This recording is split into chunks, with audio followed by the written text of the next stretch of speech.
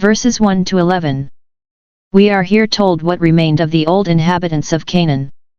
There were some of them that kept together in united bodies, unbroken, v3 the 5 lords of the Philistines, namely, Ashdod, Gaza, Askelon, Gath, and Ekron. 3 of these cities had been in part reduced, ch 118, but it seems the Philistines, probably with the help of the other 2, which strengthened their confederacy with each other thenceforward, recovered the possession of them. These gave the greatest disturbance to Israel of any of the natives, especially in the latter times of the judges, and they were never quite reduced until David's time. There was a particular nation called Canaanites, that kept their ground with the Sidonians, upon the coast of the Great Sea. And in the north the Hivites held much of Mount Lebanon, it being a remote corner, in which perhaps they were supported by some of the neighboring states. But, besides these, there were everywhere in all parts of the country some scatterings of the nations, v5, Hittites, Amorites, etc., which, by Israel's foolish connivance and indulgence, were so many, so easy, and so insolent, that the children of Israel are said to dwell among them, as if the right had still remained in the Canaanites, and the Israelites had been taken in by their permission and only as tenants at will. Now concerning these remnants of the natives observe, how wisely God permitted them to remain. It is mentioned in the close of the foregoing chapter as an act of God's justice, that He let them remain for Israel's correction. But here another construction is put upon it, and it appears to have been an act of God's wisdom, that He let them remain for Israel's real advantage, that those who had not known the wars of Canaan might learn war, v1. 2. It was the will of God that the people of Israel should be inured to war. 1. Because their country was exceedingly rich and fruitful, and abounded with dainties of all sorts, which, if they were not sometimes made to know hardship, would be in danger of sinking them into the utmost degree of luxury and effeminacy. They must sometimes wait in blood, and not always in milk and honey, lest even their men of war, by the long disuse of arms, should become as soft and as nice as the tender and delicate woman, that would not set so much as the sole of her foot to the ground for tenderness and delicacy, a temper as destructive to everything that is good as it is to everything that is great, and therefore to be carefully watched against by all God's Israel. Because their country lay very much in the midst of enemies, by whom they must expect to be insulted, for God's heritage was a speckled bird, the birds round about were against her. It was therefore necessary they should be well disciplined, that they might defend their coasts when invaded, and might hereafter enlarge their coast as God had promised them. The art of war is best learnt by experience, which not only acquaints men with martial discipline, but, which is no less necessary, inspires them with a martial disposition.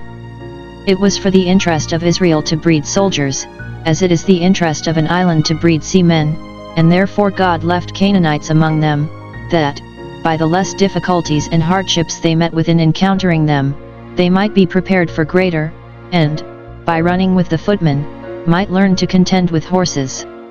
Israel was a figure of the church militant, that must fight its way to a triumphant state. The soldiers of Christ must endure hardness. Corruption is therefore left remaining in the hearts even of good Christians, that they may learn war, may keep on the whole armor of God, and stand continually upon their guard. The learned Bishop Patrick offers another sense of v2. That they might know to teach them war, that is, they shall know what it is to be left to themselves. Their fathers fought by a divine power. God taught their hands to war and their fingers to fight, but now that they have forfeited His favor, let them learn what it is to fight like other men.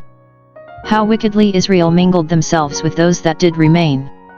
One thing God intended in leaving them among them was to prove Israel, v4, that those who were faithful to the God of Israel might have the honor of resisting the Canaanites' allurements to idolatry, and that those who were false and insincere might be discovered, and might fall under the shame of yielding to those allurements. Thus in the Christian churches there must needs be heresies, that those who are perfect may be made manifest. Israel, upon trial, proved bad. They joined in marriage with the Canaanites, v6, though they could not advance either their honor or their estate by marrying with them. They would mar their blood instead of mending it, and sink their estates instead of raising them, by such marriages. Thus they were brought to join in worship with them. They served their gods, v6, Baalim and the groves, v7, that is, the images that were worshipped in groves of thick trees, which were a sort of natural temples. In such unequal matches there is more reason to fear that the bad will corrupt the good than to hope that the good will reform the bad, as there is in laying two pairs together, the one rotten and the other sound. When they inclined to worship other gods they forgot the Lord their God. In complaisance to their new relations, they talked of nothing by Baalim and the groves, so that by degrees they lost the remembrance of the true God, and forgot there was such a being, and what obligations they lay under to him. In nothing is the corrupt memory of man more treacherous than in this, that it is apt to forget God, because out of sight, he is out of mind, and here begins all the wickedness that is in the world. They have perverted their way, for they have forgotten the Lord their God.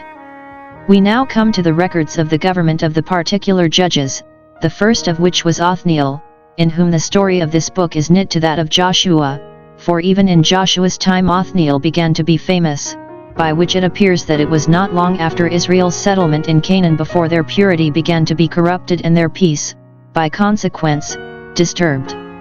And those who have taken pains to inquire into the sacred chronology are generally agreed that the Danites' idolatry, and the war with the Benjamites for abusing the Levites' concubine, though related in the latter end of this book, happened about this time, under or before the government of Othniel, who, though a judge, was not such a king in Israel as would keep men from doing what was right in their own eyes. In this short narrative of Othniel's government we have the distress that Israel was brought into for their sin, v8.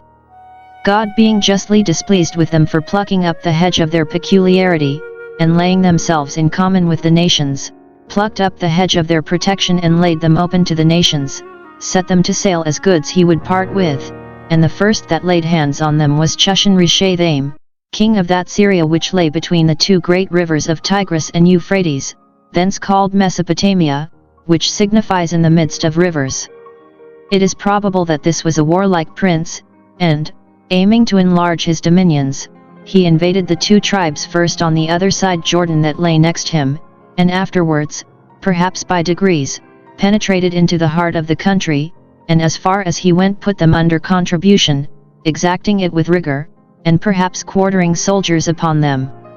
Laban, who oppressed Jacob with a hard service, was of this country, but it lay at such a distance that one could not have thought Israel's trouble would come from such a far country, which shows so much the more of the hand of God in it. There returned to God in this distress, when he slew them, then they sought him whom before they had slighted. The children of Israel, even the generality of them, cried unto the Lord, v9. At first they made light of their trouble, and thought they could easily shake off the yoke of a prince at such a distance, but, when it continued 8 years, they began to feel the smart of it, and then those cried under it who before had laughed at it. Those who in the day of their mirth had cried to Baalim and Ashtaroth now that they are in trouble cry to the Lord from whom they had revolted, whose justice brought them into this trouble, and whose power and favor could alone help them out of it. Affliction makes those cry to God with importunity who before would scarcely speak to him. God's return in mercy to them for their deliverance. Though need drove them to him, he did not therefore reject their prayers, but graciously raised up a deliverer, or Savior, as the word is. Who the deliverer was? It was Othniel, who married Caleb's daughter, one of the old stock that had seen the works of the Lord, and had himself, no question, kept his integrity, and secretly lamented the apostasy of his people, but waited for a divine call to appear publicly for the redress of their grievances. He was now, we may suppose, far advanced in years, when God raised him up to this honor, but the decays of age were no hindrance to his usefulness when God had work for him to do. Whence he had his commission, not of man, nor by man, but the Spirit of the Lord came upon him, v10, the spirit of wisdom and courage to qualify him for the service, and a spirit of power to excite him to it, so as to give him and others full satisfaction that it was the will of God he should engage in it. The Chaldee says, the spirit of prophecy remained on him. What method he took? He first judged Israel, reproved them, called them to account for their sins, and reformed them, and then went out to war. This was the right method. Let sin at home be conquered, that worst of enemies, and then enemies abroad will be the more easily dealt with. Thus let Christ be our judge and lawgiver, and then he will save us, and on no other terms. What good success he had!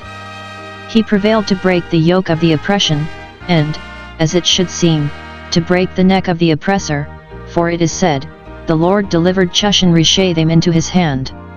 Now was Judah, of which tribe Othniel was, as a lion's whelp gone up from the prey. 5. The happy consequence of Othniel's good services. The land, though not getting ground, yet had rest, and some fruits of the Reformation, 40 years, and the benefit would have been perpetual if they had kept close to God and their duty.